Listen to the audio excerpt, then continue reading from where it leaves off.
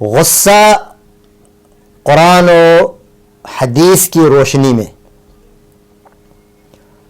آج ہم دیکھتے ہیں کہ غصے کی وجہ سے بڑے بڑے جرائم ہوتے ہیں، بڑے بڑے کبیرہ گناہ اس کی وجہ سے صادر ہوتے ہیں۔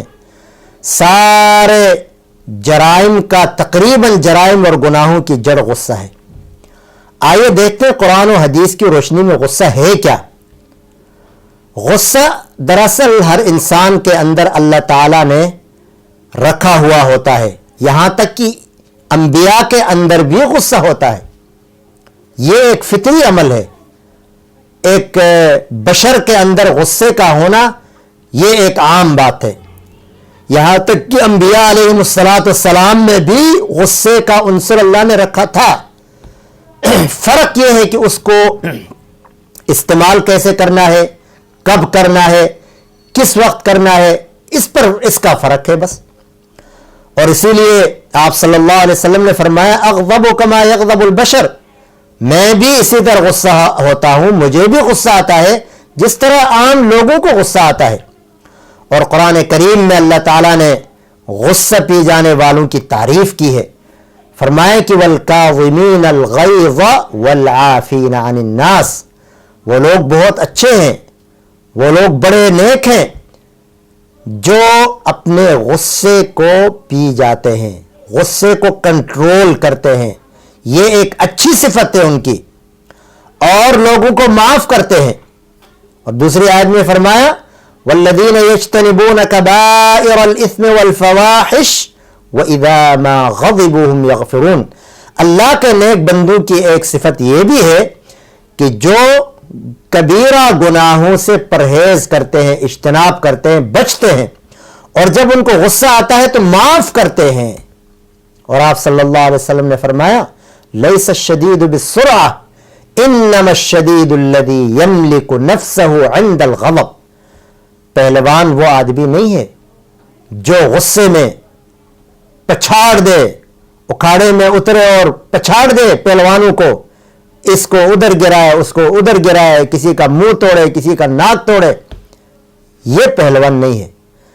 دراصل پہلوان وہ ہے جو غصے کے وقت اپنے نفس کو پچھاڑے، اس کو قابو کرے، یہ ہے کمال۔ اسی لیے آپ صلی اللہ علیہ وسلم سے جب ایک آدمی نے آ کر عرض کیا کہ یا رسول اللہ کو نصیحت کرے، تو آپ نے فرمایا لا تغضب۔ پھر اس نے کہا یا رسول اللہ میں تو چاہ رہا ہوں کہ کوئی مجھے خاص نصیحت کرے، آپ نے فرمایا لا تغضب۔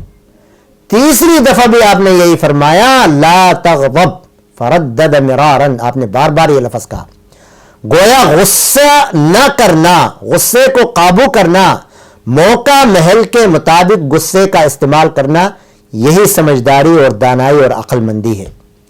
ایک اور موقع پر آپ صلی اللہ علیہ وسلم نے فرمایا، حضرت ابو قتادہ ابو الدرداء رضی اللہ تعالی عنہ کی روایت ہے، فرمایا کہ فرماتے ہیں کہ قلت یا رسول اللہ، میں نے آپ صلی اللہ علیہ وسلم سے پوچھا کہ یا رسول اللہ دلنی علی عمل یدخلنی الجنہ، یا رسول اللہ مجھے کوئی عمل ایسا بتائیں کہ جس کے کرنے پر میں جنت میں داخل ہوں، یا اس عمل کے کرنے کی وجہ سے مجھے جنت مل جائے۔ تو آپ نے فرمایا لا تغضب، طبرانی کی روایت ہے۔ تو جنت میں داخل ہونے کا عمل بھی غصہ نہ کرنا ہے، غصے کو قابو کرنا ہے۔ اس سے ہم اندازہ لگائیں کہ جتنے بھی تقریباً جہنم والے اعمال ہیں اس میں غصے کا بھی بڑا دخل ہے۔ اسی لیے غصہ تو اللہ تعالیٰ نے رکھا ہے ہر انسان کے اندر، لیکن اس کو صحیح استعمال کریں گے تو اس کے فوائد ہیں، غلط استعمال کریں گے تو نقصانات اور تباہ کاریاں بھی ہیں۔ میں آگے جا کر دوسرے کلپس میں وضاحت کروں گا انشاءاللہ۔ تو آپ صلی اللہ علیہ وسلم بھی غصہ کرتے تھے، لیکن کب؟ جب اللہ کی دین کا کھلواڑ ہوتا تھا، دین کا مذاق اڑایا جاتا تھا، اللہ کی حرمات کو، پابندیوں کو، محترم چیزوں کو لوگ غلط طریقے سے استعمال کرتے تھے، اس کا مذاق اڑاتے تھے، تو آپ کو پھر غصہ آتا تھا۔ انتہا کو حرمات اللہ کی حرمات کا انتہا کرنے پر، اس کو توڑنے پر اللہ کو کے نبی کو غصہ آتا تھا. چنانچہ جو لوگ جماعت میں نہیں آتے، جیسے اذانیں ہوتی ہیں، نمازیں ہوتی ہیں، لوگ بعض پڑھے ہوتے ہیں ادھر ادھر نہیں آتے ہیں جماعت کے لیے، تو ایک موقع پر آپ صلی اللہ علیہ وسلم نے فرمایا کہ میرا دل چاہتا ہے کہ اذان ہو، اقامت ہو، میں اپنی جگہ کسی کو کھڑا کروں اور میں جاؤں ان لوگوں کے گھروں میں جو اذان ہونے کے بعد بھی اپنے گھروں میں پڑے رہتے ہیں، جماعت کے لیے نہیں آتے ہیں. تو میرا دل چاہتا ہے کہ ان کو ان کے گھروں سمیت جلاؤں. تو آپ کا یہ غصہ تھا، آپ صلی اللہ علیہ وسلم کا غصے کا اظہار فرمایا آپ نے. ورنہ رحمت للعالمین کسی کو آگ سے جلانے کی دھمکی اور وعید نہیں سناتے، لیکن جماعت چھوڑنے والوں کے لیے آپ صلی اللہ علیہ وسلم نے اس غصے کا اظہار فرمایا اور فرمایا کہ میرا دل چاہتا ہے کہ ان کو میں آگ سے جلاؤں، گھروں کو جلاؤں ان کے سمیت. اور اسی طرح ایک موقع پر حضرت موسیٰ علیہ السلام کا قصہ مشہور ہے قرآن کریم کے اندر کہ آپ رضی اللہ تعالیٰ عنہ جب چلے گئے، حضرت موسیٰ علیہ السلام کو طور پہ چلے گئے اللہ کے حکم سے، تو پیچھے قوم جو ہے وہ بت پرستی میں لگ گئی، بچڑے کی عبادت کرنے لگی. تو آپ علیہ السلام جب واپس آئے تو بہت غصہ آیا. جب قوم کی حالت دیکھا تو غصہ آیا، تو حضرت ہارون علیہ السلام کی داڑھی پکڑ کر ہلایا، توبیخ کی. تو قرآن کریم کے اندر موجود ہے کہ حضرت ہارون علیہ السلام نے فرمایا کہ لا تأخذ بلحیتی ولا برأسی، میرے بھائی میری داڑھی اور بال پکڑ کر مجھے نہ ہلائیں، مجھے ان کے سامنے ذلیل نہ کریں. تو غصہ آیا حضرت موسیٰ علیہ السلام کو بت پرستی پر، شرک پھیلنے پر بڑا غصہ آیا.